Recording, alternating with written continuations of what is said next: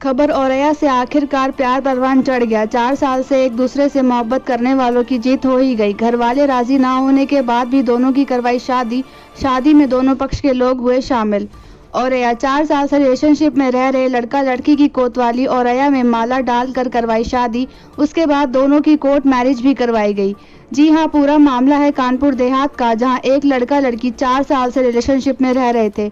उसके बाद लड़के की नौकरी लग गई, जिसके बाद लड़के के घर वाले शादी से मना करने लगे और लड़के की शादी कहीं और तय कर दी। लेकिन लड़की द्वारा लड़के को बहुत समझाया गया। आखिरकार जीत प्यार की हो ही गई और एक दूसरे के हो गए। लड़की ने कहा, हम दोनों लोग एक हो गए हैं, हम बहुत खुश हैं। इस बात को लेकर लड़की ने बताया, हम दोनों एक दूसरे से रिलेशनशिप में रह रहे थे, जिसको लेकर हम अपने घर वालों से बोल चुके थे कि शादी हम उसी से करेंगे। लेकिन लड़का बीए कर रहा था। हमारे घर वालों ने हमारी शादी कहीं और तय कर दी।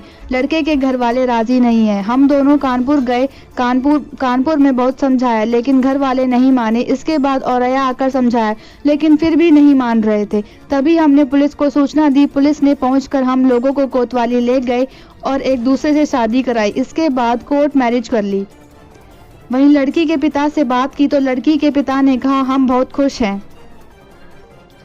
वहीं एडवोकेट द्वारा जानकारी दी गई, एक लड़की का अफेयर चल रहा था एक लड़के से। लड़का जिसकी वहीं सर्विस लग गई है एयरफोर्स में, उसकी शादी उसके घर वालों ने कहीं और तय कर दी। इसके बात को लेकर लड़के ने मना कर दिया और कहा, मेरी शादी घर वालों ने कहीं और तय कर दी है। तो लड़की यहां आई मिलने और मिलने के बाद विवाद उत्पन्न हो गया।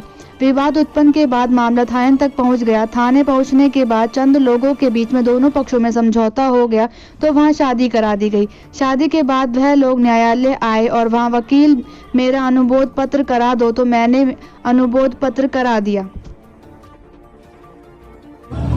प्रियंका पाल। क्या हुआ आज यहाँ पर आए थे? मेरे मतलब हम लोगों को रिलेशनशिप के 4 साल हुए थे। किसके साथ? वेद प्रकार के साथ में। कहाँ रहता था ये? वो सबदलपुर में रहता था, मेरापुर के पास में। क्या हुआ? और हम लोग बात करते रहे और उसने शादी का मतलब झांसा दिया कि हम शादी करेंगे। और तभी हमने अपने घर वालों से बोल दिया कि हम भी उससे शादी करेंगे। और लड़का भी नहीं दूसरी जगह देखा गया। और फिर 4 साल तक हो गए हम लोग का रिलेशनशिप। और वैसे ही तो फिर इसके बाद में उसने मतलब बोला कि दूसरी जगह शादी फिक्स कर ली। और फिर मुझसे कहने लगा कि मेरी मम्मी नहीं मान रही, पापा नहीं मान रहे। और फिर हमने समझाया बहुत कि मतलब मेरी बेइज्जती हुई है और इसका क्या होगा। तो बोला कि 4 दिन की बेइज्जती है, फिर वो ऐसी हो जाएगी कि दूसरी जगह शादी करो, मेरी प्रॉब्लम ये है वो है। तो हमने बहुत समझाया। फिर वो मुझसे मिलने मतलब या कानपुर भी गया था और औरैया में भी आया, वहाँ भी मैंने समझाया उसको, वहाँ भी नहीं माना। फिर मैंने पुलिस को इन्फॉर्म किया ये लड़का मतलब मेरे साथ वैसे शारीरिक संबंध भी बनाए और हमसे शादी भी नहीं कर रहा है। पुलिस को कंप्लेन के हम दोनों लोग इस औरैया के थाने मतलब कोतवाली थाने पहुँचे।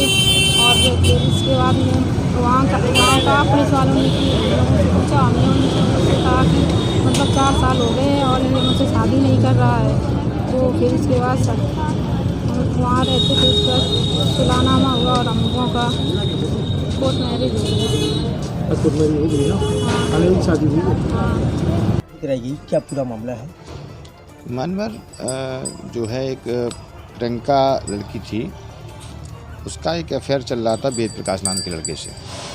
वेद प्रकाश नाम का लड़का जो है कहीं सर्विस लग गई है एयरफोर्स में, तो उसकी शादी उनके घर वालों ने कहीं और तय करा दी थी।